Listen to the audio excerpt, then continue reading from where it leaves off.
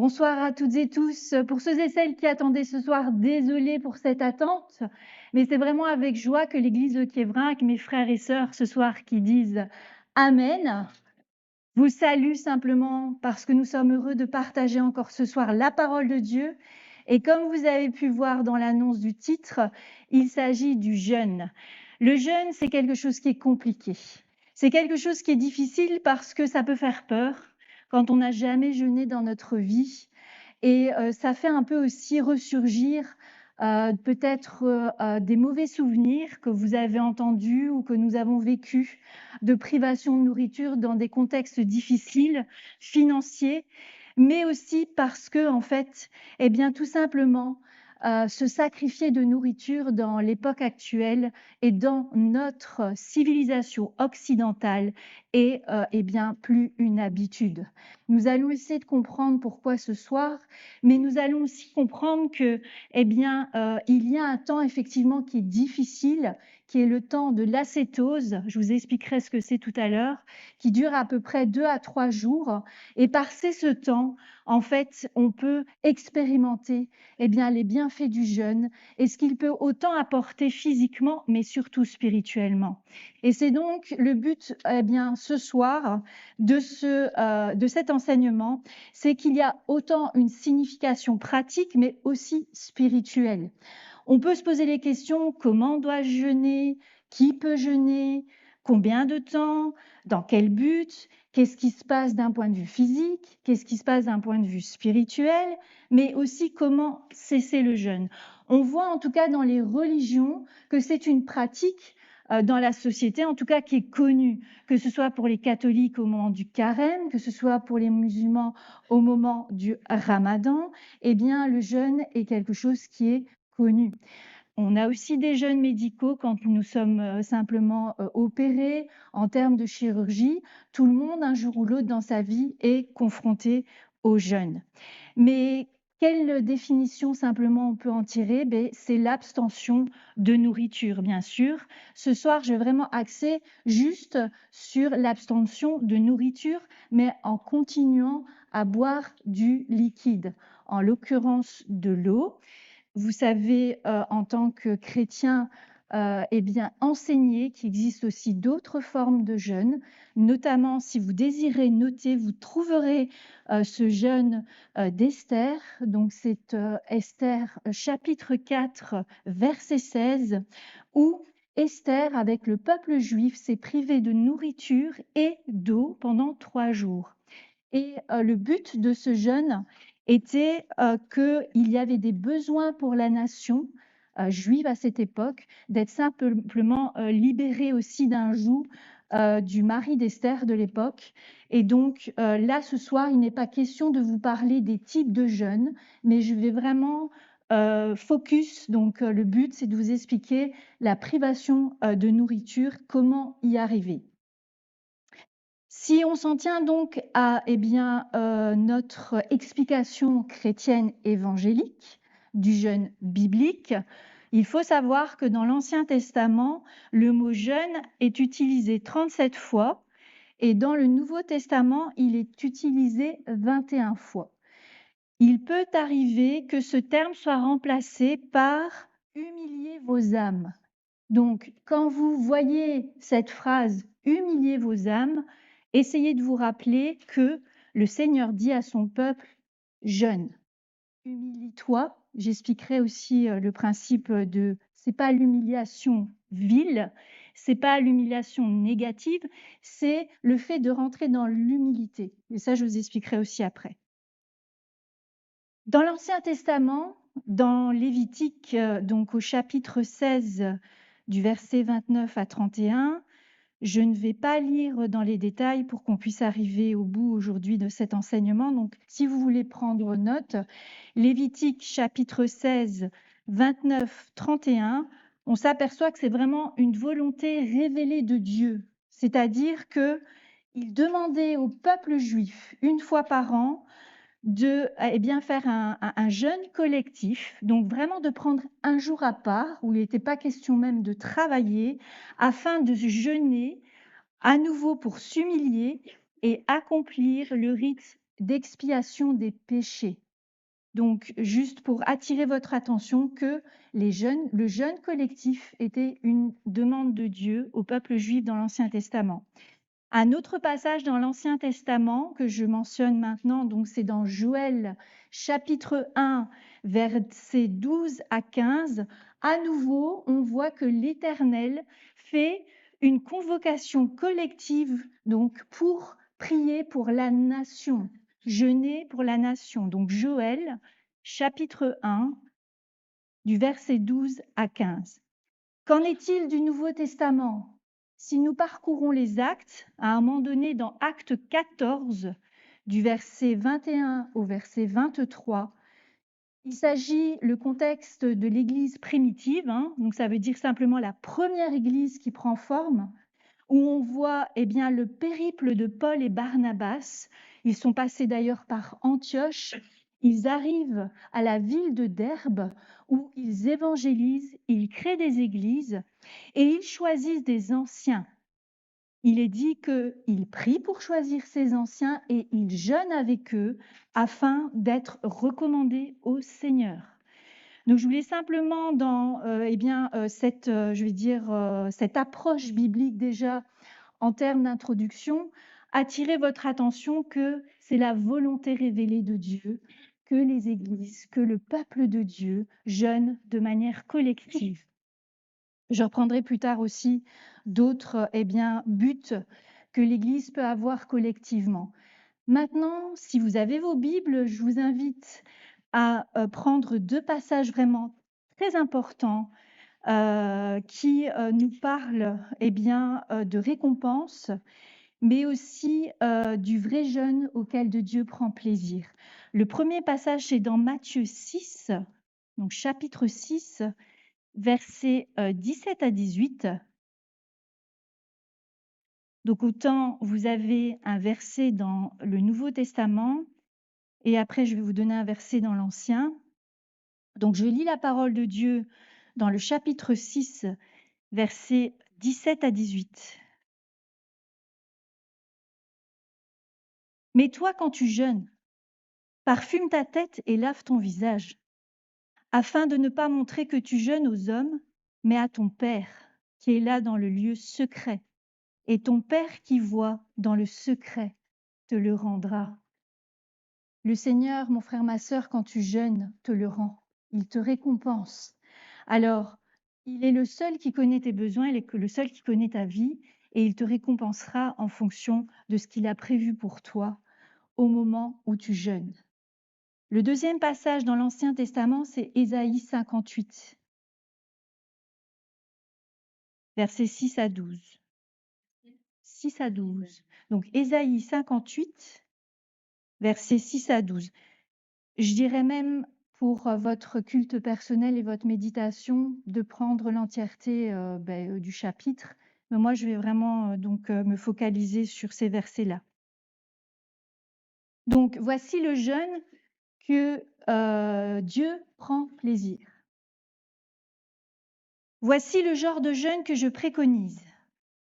Détacher les chaînes dues à la méchanceté, dénouer les liens de l'esclavage, renvoyer libres ceux qu'on maltraite. Mettez fin aux contraintes de toutes sortes. Partage ton pain avec celui qui a faim et fais entrer chez toi les pauvres sans foyer. Quand tu vois un homme nu, couvre-le. Ne cherche pas à éviter celui qui est fait de la même chair que toi. Alors ta lumière jaillira comme l'aurore et ta restauration progressera rapidement. Écoutez bien cette partie-là parce que je vais revenir après. Alors ta lumière jaillira comme l'aurore et ta restauration progressera rapidement. Ta justice marchera devant toi et la gloire de l'Éternel sera ton arrière-garde. Alors tu appelleras et l'Éternel répondra. Tu crieras et il dira, me voici. Oui, si tu éloignes du milieu de toi la contrainte et les gestes menaçants et les paroles mauvaises, si tu partages tes propres ressources avec celui qui a faim, si tu réponds aux besoins de l'opprimé, Ta lumière surgira au milieu des ténèbres et ton obscurité sera pareille à la clarté du midi. L'Éternel sera constamment ton guide et il répondra à tes besoins dans les endroits arides et il redonnera des forces à tes membres. Tu seras pareil à un jardin bien arrosé, à une source dont l'eau n'arrête jamais de couler. Grâce à toi, écoutez bien, grâce à toi, on reconstruira sur d'anciennes ruines. Tu relèveras des fondations vieilles de plusieurs générations. On t'appellera réparateur de brèches, restaurateur de sentiers fréquentés. Je vous demande vraiment de saisir cette parole dans votre cœur parce que pour l'instant, je vais la développer un peu après, mais ce qu'on entend ici, c'est vraiment une signification du monde invisible, du monde spirituel quand on jeûne. Et c'est ce que le Seigneur attend de nous. Et je vous expliquerai après pourquoi et comment ça se passe. Alors, qui peut jeûner? Il y a des exceptions. Mais avant de passer aux exceptions, je voudrais simplement vous dire qu'en tant que disciple de Christ, né de nouveau, le jeûne est un parallèle avec la prière. Alors, qui se souvient de la roue équilibrée, du disciple qui a une vie chrétienne équilibrée? Qui peut me donner les 4 rayons de cette roue? Qui s'en souvient? Oui, hein? Prière, oui, parole, témoignage. Oui, c'est juste, vous avez tout dit. Donc, je vous avais parlé de cette nouvelle vie, la vie du disciple, en parallèle de la prière, qui est donc en fait l'axe qui nous relie à notre relation avec Dieu. Le jeûne en fait partie, en fait. Et ça, c'est ce qu'on voit aussi dans la parole. Le jeûne a souvent aussi un parallèle, et certainement avec la prière. Donc, tout disciple né de nouveau qui a le Saint-Esprit donc sera effectivement aussi dans sa vie de prière et de jeûne inspiré du Saint-Esprit pour jeûner. Mais sachez que dans la Bible, il est très clair que c'est la volonté révélée de Dieu qu'un chrétien jeûne d'office en tant que disciple. Ça devrait même être une habitude régulière tout aussi que la prière. Ça devrait vraiment être quelque chose qui soit vraiment, ça fasse partie de ces armes avec lesquelles on peut se battre, se défendre et aussi contre-attaquer. Alors, en termes d'exception, donc, il faut effectivement faire attention pour les femmes enceintes et allaitantes pour donc tout ce qui est développement du fœtus. Je parle aussi des enfants et des adolescents. Pour les enfants, attention au ralentissement de croissance et pour les adolescents, donc perturbation de développement au niveau de la puberté. Les personnes âgées, ils prennent un traitement. On n'arrête pas un traitement quand on jeûne. Surtout aussi pour les personnes qui sont ménopausées. Certaines sont plus à risque de faire des risques d'arythmie pendant un jeûne complet. Les sportifs, pourquoi? Parce qu'ils risquent des pertes osseuses et pour les femmes, elles peuvent être confrontées à des absences de règles. Alors bien sûr, il y a certains problèmes médicaux comme les pathologies liées au diabète, les pathologies, donc tout ce qui est problèmes psychiatriques, de dépression et toutes sortes d'autres traitements qui vont atteindre la muqueuse gastrique avec donc le risque donc de faire un ulcère si on se prive de nourriture en prenant ces médicaments. Donc, je dirais, si vous êtes dans ces situations-là, il est possible malgré tout de se faire un jeûne partiel. Et je vous en parlerai dans la deuxième partie la semaine prochaine, donc de ce que consiste un jeûne partiel. Si vous désirez dans ces cas-là, eh bien, participer à un jeûne collectif avec votre Église ou simplement parce que vous êtes inspiré à jeûner dans votre vie personnelle. Voilà ce qui clôture qui peut jeûner. Alors, une question importante, comment se préparer pour un jeûne? Alors, je ne parlerai pas de tout ce qui est repas. Je pense que tout à chacun, vous vous connaissez. Vous savez si vous pouvez vous permettre de faire un grand repas avant ou de progressivement diminuer. Tout ça, je vous en parlerai la semaine prochaine. Ici, je voudrais plus centrer sur la disposition de cœur, en fait. la disposition de cœur et l'attitude mentale quand vous rentrez dans une période de jeûne. À quoi je pense en fait, heu, l'idée de l'attitude de cœur et des pensées, c'est dire: «Voilà Seigneur, moi, je veux me priver de nourriture parce que je veux m'approcher de toi». Je voudrais vraiment avoir ces moments de cœur à cœur avec toi pour m'approcher de toi. Et en termes de jeûne collectif, c'est vraiment rentrer dans cette attitude de cœur et de pensée de dire, voilà, je désire faire ce sacrifice de nourriture pour mes bien-aimés. Il y a des sujets particuliers et je veux vraiment pour eux eh bien, Seigneur, devant toi, te les apporter dans le jeûne. Donc, c'est vraiment important d'avoir cette attitude de cœur.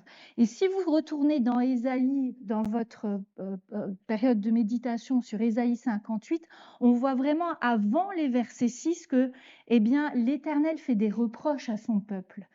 Parce que simplement, les personnes de l'époque faisaient un jeûne, mais ils n'étaient pas sincères. Ils n'étaient pas dans cette dimension. Donc, c'est vraiment très important. C'est vraiment, dire: «Seigneur, moi je m'approche, de toi, bien plus pour m'approcher de toi, de ton cœur de père, que mes besoins personnels».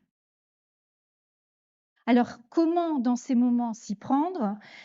Il faut un peu chercher par vous-même. Vous avez besoin de louanges pour, eh bien, y arriver, la méditation de la parole, la prière. Il faut vraiment trouver, eh bien, cette possibilité de rentrer en contact avec le cœur de notre Père.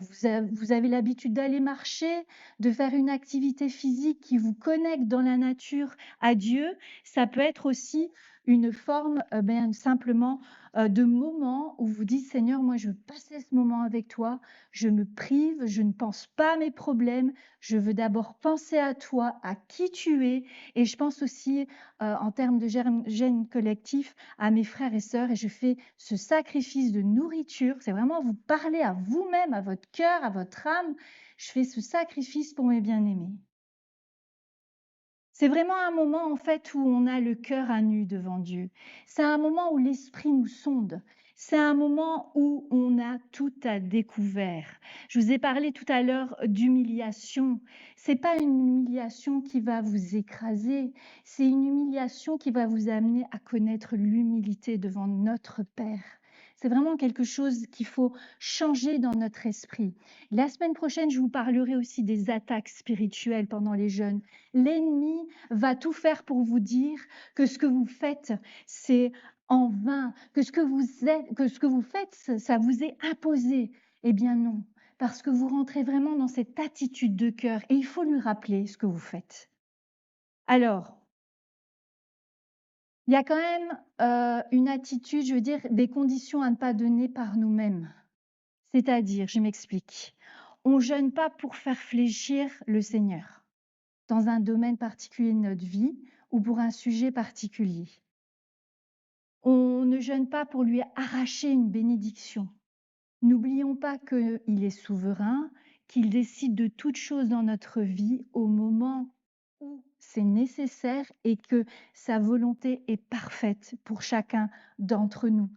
Il agira en son temps, mais je suis sûre pour l'avoir vécu et je l'atteste dans mon cœur que le Seigneur voit les efforts, voit l'humilité et qu'un jour il donnera. Mais sachez qu'aussi il reprend. Et quand nous rentrons dans cette attitude de cœur, de le savoir, de respecter qui il est en ce sens, eh bien, ce cœur à cœur avec le Seigneur nous apporte des révélations et des ouvertures d'esprit, je parle esprit connexion, tout à fait différentes. Et ça, je voulais vraiment insister sur ce point-là. Alors, il ne s'agit pas non plus de se dire, au niveau de ces conditions, j'ai jeûné donc j'ai mérité. Non. C'est comme le salut, on n'a rien mérité. Quand on jeûne, on ne mérite pas. Simplement, encore une fois, c'est une attitude de cœur. C'est une attitude où on met en marche sa foi et on dit: «Seigneur, voilà, je m'attends à ce surnaturel. Je m'attends à ce que tu agisses. Je m'attends à ce que tu renverses les situations». Et j'en refais encore une fois à Ésaïe 58 dont je vous ai parlé tout à l'heure, du verset 6 au verset 12, c'est de ça dont il s'agit. Et j'aimerais simplement lire ces phrases parce que je ne veux pas en perdre les mots, parce que quand je les ai écrits, j'ai vraiment trouvé que, c'était quelque chose, une clé spirituelle. Et dans les moments où ça a été difficile pour moi de jeûner, je demande au Saint-Esprit de m'en rappeler. Donc écoutez bien. En résumé, si le jeûne est pratiqué avec une attitude de cœur droite, le Seigneur peut permettre par le jeûne des clés pour déverrouiller des portes qui n'ont pas pu s'ouvrir avec d'autres clés. Le Seigneur peut permettre par le jeûne une puissance arme pour renverser des forteresses spirituelles. Le Seigneur peut permettre par le jeûne d'ouvrir une fenêtre dans le monde invisible pour ouvrir de nouveaux horizons. Amen. Donc, je pense que le Seigneur parle de lui-même par ces phrases. Nous vivons des situations compliquées, voire même impossibles, mais le Seigneur seul est capable de renverser des situations. Et comme je le disais à l'instant dans ces phrases, si le jeûne est fait avec un cœur humble, il va renverser des situations. Il n'y a rien d'impossible à ses yeux. Amen. Alors, si on reste toujours dans cette attitude de cœur et dans cette disposition mentale à se priver de cette nourriture, quels peuvent être les buts du jeûne? Alors, de manière collective, on peut effectivement avoir des sujets particuliers pour notre assemblée, dans laquelle on peut être amené à jeûner collectivement pour prendre une décision et connaître surtout la volonté de Dieu pour l'Église locale et pour l'assemblée. Le deuxième sujet intéressant, c'est que nous sommes entourés de personnes qui connaissent pas Dieu, que nous évangélisons, que ce soit dans nos familles, que ce soit avec le groupe d'évangélisation. C'est aussi une arme précieuse contre les résistances pour ceux et celles qui ont entendu l'Évangile, pour ceux et celles à qui nous avons parlé, afin que les résistances tombent dans leur vie et qu'ils acceptent, ou en tout cas qu'ils entendent que le pardon des péchés est quelque chose d'important pour amener l'Évangile. En fait, nous pouvons aussi jeûner pour les personnes qui nous entourent, qui ne connaissent pas Christ, afin de demander pardon pour leur vie, afin de demander pardon pour leurs péchés. De manière personnelle, je vais vous donner certains versets sans les lire. Alors le premier, c'est Jacques chapitre 4, verset 8.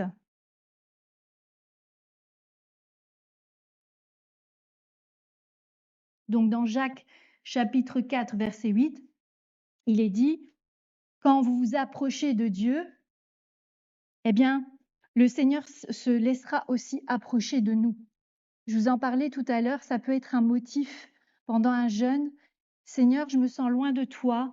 Seigneur, j'ai un manque de relation. Seigneur, je ne comprends pas. Eh bien, c'est peut-être le moment de jeûner et de demander de s'approcher de Dieu. Le deuxième point, de manière plus personnelle, j'en vous en ai parlé tout à l'heure, mais je voudrais aussi insister sur l'humilité qui n'est pas une émotion. L'humilité n'est pas une émotion, c'est vraiment une vérité. C'est-à-dire que dans Luc 14, 11, il en parle. Donc celui qui s'élève lui-même sera abaissé et celui qui s'humilie devant le cœur de Dieu sera élevé par Dieu. Donc c'est vraiment très important, l'humilité. On peut aussi jeûner pour trouver la volonté de Dieu dans notre vie et recevoir une direction particulière. On est en attente d'une direction, ça nous tient à cœur, on peut jeûner également. On peut également jeûner pour la guérison ou pour toute autre situation majeure difficile ou sans issue dans lesquelles nous n'avons pas de moyens ordinaires pour les résoudre, mais en invoquant simplement l'intervention divine de Dieu. C'est ce que je vous parlais tout à l'heure au niveau spirituel de ce qui pouvait se passer, d'ouvrir des portes vers un nouvel horizon, d'aller mettre une clé dans un verrou, une porte qui s'ouvre pas. On verra aussi la semaine prochaine, Jason est occupé aussi de préparer dans les jeunes collectifs qu'on fait de l'Église. Vous allez voir, c'est très étonnant ce que le Seigneur a ouvert des portes, des verrous et que des portes se sont ouvertes alors qu'on avait, pas mal déjà prié avant ou intercédé de quelque manière que ce soit ou de manière humaine, on a essayé de trouver des solutions. Le jeûne aussi, Jésus en parle dans Matthieu 17, 21, peut être, eh bien, je veux dire une arme pour la délivrance des esprits mauvais. Ces esprits mauvais qui nous amènent à des addictions, à des fantasmes, à des tendances naturelles incontrôlées ou toute manifestation démoniaque. Donc dans Matthieu 17, 21, Jésus a dit à propos de certains types de démons qu'il était possible d'en être délivré seulement par la prière et le jeûne. Et j'ai envie de dire comme dernier but, simplement vos expériences personnelles. Enfin, simplement les ajouter. Parce que je suis sûre que dans les jeûnes que vous avez faits, vous avez expérimenté aussi d'autres buts. Donc, je vous laisse cette partie-là personnelle à vous, messieurs, mesdames, frères et sœurs qui nous écoutez, qui avez expérimenté aussi le jeûne. Vous avez certainement découvert d'autres buts, mais en tout cas, je n'ai pas voulu cadenasser à quelques buts.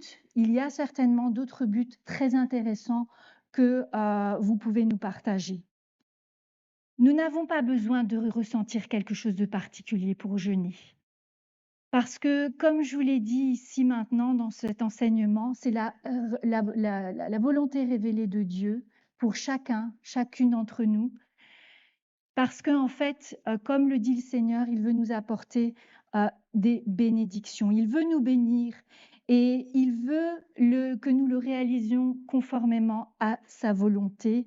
Et en plus, je vous rappelle dans Ésaïe 58, en plus de faire sa volonté pour ce type de jeûne, il a aussi des promesses pour nous. Et je vais vous les rappeler. Donc, ce vrai jeûne dont il est question, c'est d'obtenir la lumière, obtenir la santé, obtenir la justice, c'est obtenir la restauration et la direction. Voilà. Donc, je résume ce soir ce que nous avons vu ensemble.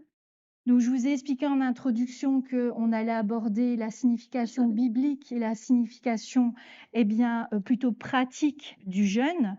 Je vous ai expliqué la définition que donc dans d'autres religions, le jeûne existait et que donc même, je veux dire, dans la société, nous savons ce qu'est jeûner en termes médicaux, que nous avons parcouru dans l'Ancien et le Nouveau Testament des exemples de jeûne en termes, nous sommes chrétiens évangéliques, nous nous basons sur la Bible, nous avons des exemples dans la parole. Je vous ai parlé de 2 versets clés, un dans le Nouveau Testament, un dans l'Ancien Testament sur les récompenses et sur le vrai jeûne que le Seigneur prend plaisir. Nous avons vu ensemble qui peut jeûner avec les exceptions. Nous avons abordé les buts collectifs, les buts personnels et enfin, pour terminer, pour ceux et celles qui nous écoutent, je vous remercie. Je vous donne rendez-vous pour la deuxième partie la semaine prochaine. Nous aborderons que se passe-t-il pendant le jeûne du point de vue physique, du point de vue spirituel. Je vous parlerai aussi des recommandations et des conseils par rapport aux attaques spirituelles pendant un jeûne et comment tirer profit physiquement du jeûne. Combien de temps également on peut jeûner et comment le cesser. Je vous remercie de votre attention. Nous allons prendre un temps ensemble ici dans la communauté, dans l'assemblée de l'église L'Eau Vive pour visionner un reportage sur les aspects scientifiques du jeûne. Dès lors, merci de nous avoir suivis. Je vous souhaite une bonne soirée.